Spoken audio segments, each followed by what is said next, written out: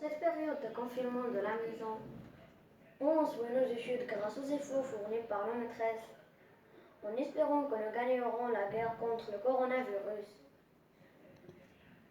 Les élèves de l'école Al-Marfien ont le plaisir de vous présenter leur dernier projet de classe intitulé Le code de la route ou ma sécurité routière.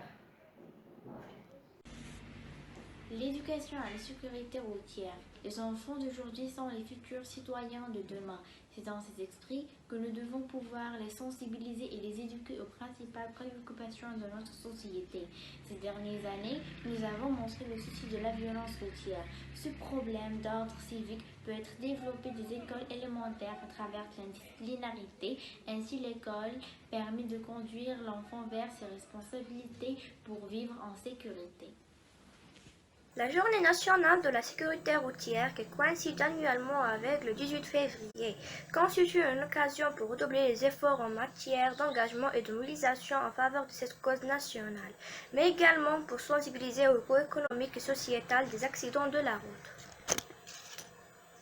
L'éducation à la citoyenneté aujourd'hui est une priorité dans la formation des enfants parce que l'école est un lieu de passage obligé pour les jeunes de notre pays. Elle est apparue comme un lieu privilégié de l'éducation à la citoyenneté. C'est grâce à cette éducation que la société fonde bon nombre d'espoirs concernant la lutte contre la violence, l'intolérance et l'exclusion. La sécurité routière. La sécurité routière est l'ensemble des règlements et des conditions de la voie publique qui permettent aux relations d'enjeux sur les voies. Pourquoi la sécurité routière? En effet, adultes et enfants partagent le même espace de circulation et font face à des situations à risque en tant que piétons, usagers de deux roues ou conducteurs. La formation en sécurité routière permet ainsi d'aborder les droits et les devoirs chacun vis-à-vis des autres usagers. La loi. La loi est définie comme un ensemble des règles qui régissent la conduite de l'homme en société. La route. La route est un endroit aménagé ou construit pour la circulation des véhicules. C'est pour cela que nous devons avoir de bonnes conduites pour la partager en toute sécurité. Le code de la route. Le code de la route est défini comme un ensemble des règles et de lois permettant de régir la circulation sur les routes, les autoroutes, les trottoirs et tout ce qui consiste la voie publique. La route fait plus de 3000 handicapés par an. L'évaluation des accidents de la route a été toujours évaluée jusqu'à présent au plan national sur le nombre de morts. Le code de la route, la sécurité routière, 6 conseils pour les piétons. Ne jouez pas sur la route, marchez sur le trottoir, ne traversez pas n'importe où, traversez sur le passage pour piétons, enlevez les écouteurs en traversant, ne parlez pas en téléphone en traversant. 10 conseils pour les cyclistes.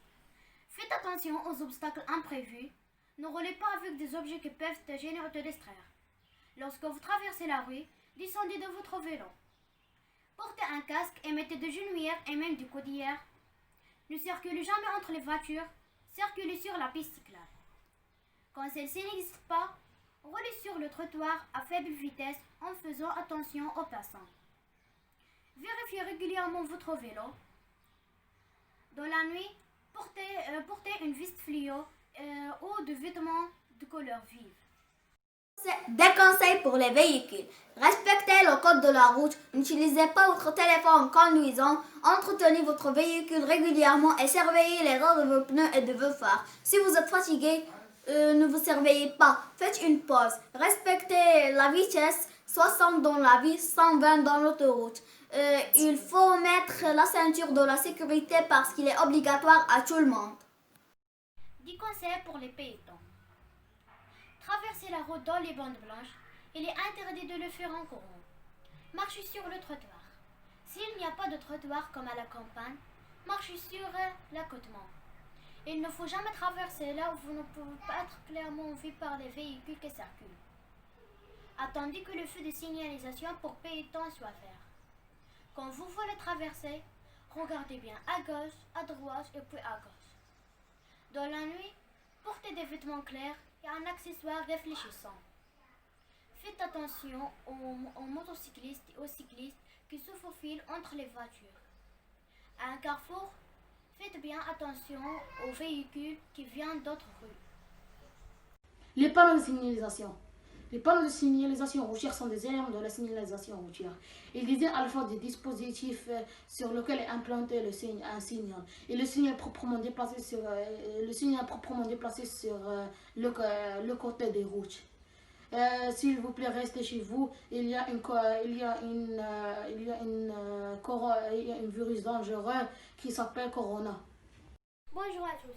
Aujourd'hui, je vais vous expliquer quelques panneaux de signalisation. Par exemple, obligatoire de tourner à droite avant le panneau. Céder le passage à la circulation venant en sens inverse. Limitation de vitesse. Circulation interdite aux tout véhicules dans les deux sens.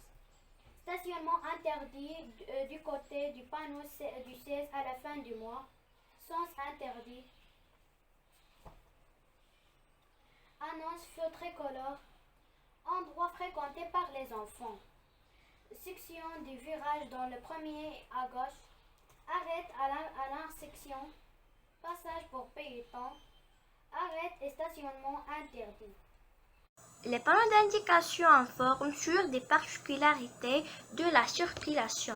Ils sont plantés à proximité ou au niveau de ces particularités. Certains imposent des obligations qui sont alors signalées en plus par un panneau circulaire. Ces panneaux sont de forme carrée. Certains sont à fond de couleur bleue et d'autres panneaux ont un fond de couleur blanche. Voilà quelques exemples.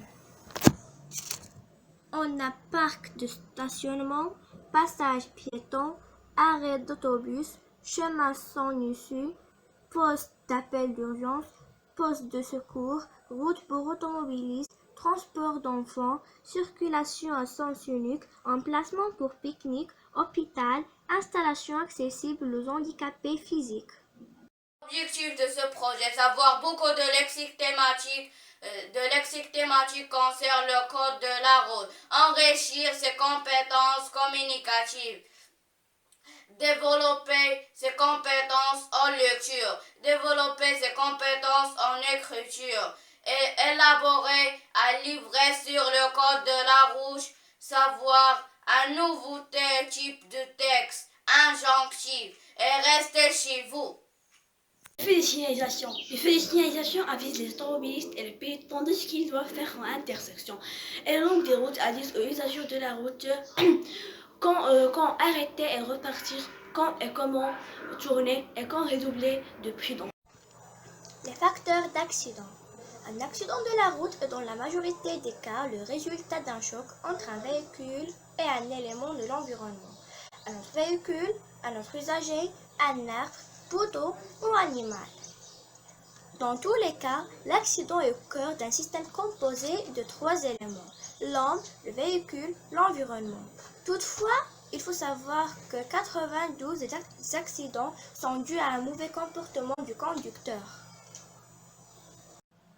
La vitesse. La vitesse est la première cause de mortalité routière. Elle est à la fois un facteur déclencheur de l'accident, mais aussi un facteur aggravant. Voilà ce tableau qui montre la vitesse admissible dans chaque cas. Par bouton conducteur confirmé, on vise 50 km sur route, 90 km sur voie rapide, 110 km sur autoroute, 130 km. Par conducteur débutant, on vise 50 km sur route, 80 km sur voie rapide, 100 km sur autoroute, 110 km. Par mauvais temps, pluie, neige, gel, on vise 50 km sur route, 80 km sur voie rapide, 100 km sur autoroute, 110 km.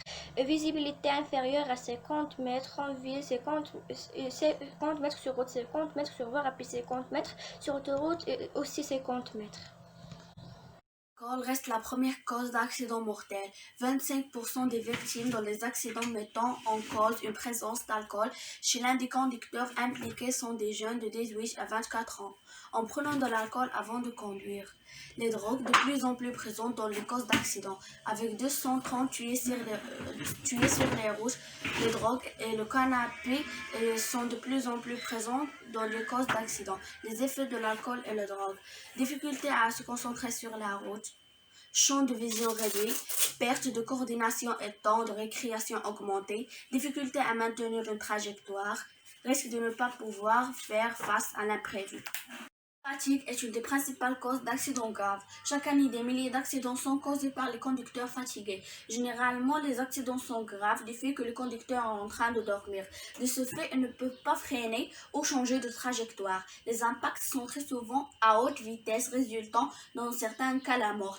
Les signes annonciateurs de la fatigue: bâillement fréquent, piquement des yeux, difficulté à trouver une position confortable, regard qui se fixe.